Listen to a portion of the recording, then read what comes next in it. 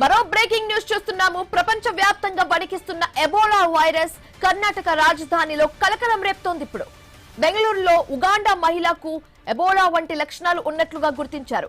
వెంటనే హాస్పిటల్ కు తరలించారు.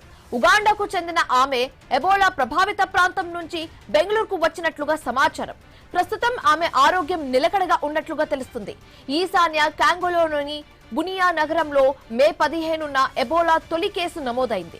కానీ దాదాపు 2 నెలల ముందే అక్కడ ఈ వైరస్ వ్యాప్తి మొదలైనట్లుగా అంతర్జాతీయ సంస్థల విచారణలో తేలింది.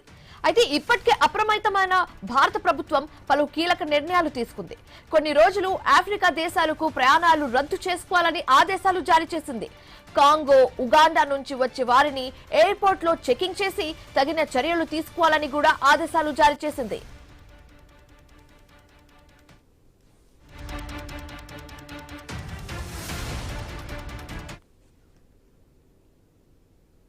ప్రపంచ వ్యాప్తంగా వణికిస్తున్న ఎబోలా వైరస్ కర్ణాటక రాజధానిలో కలకలం రేపుతోంది. ఇప్పుడు బెంగళూరులో ఉగాండా మహిళకు ఎబోలా వంటి లక్షణాలు ఉన్నట్లుగా గుర్తించారు.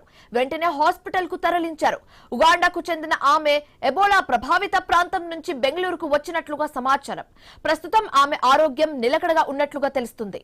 ఈశాన్య కాంగోలోని బునియా నగరంలో మే 15న ఎబోలా తొలి కేసు నమోదైంది. కానీ దాదాపు 2 నెలల ముందే అక్కడ ఈ వైరస్ వ్యాప్తి చెందినట్లుగా అంతర్జాతీయ సంస్థల విచారణలో తేలింది. అయితే ఇప్పటికే అప్రమత్తమైన భారత ప్రభుత్వం పలు కీలక నిర్ణయాలు తీసుకుంది. కొన్ని రోజుల పాటు ఆఫ్రికా దేశాలకు ప్రయాణాలు రద్దు చేసుకోవాలని ఆదేశాలు జారీ చేసింది.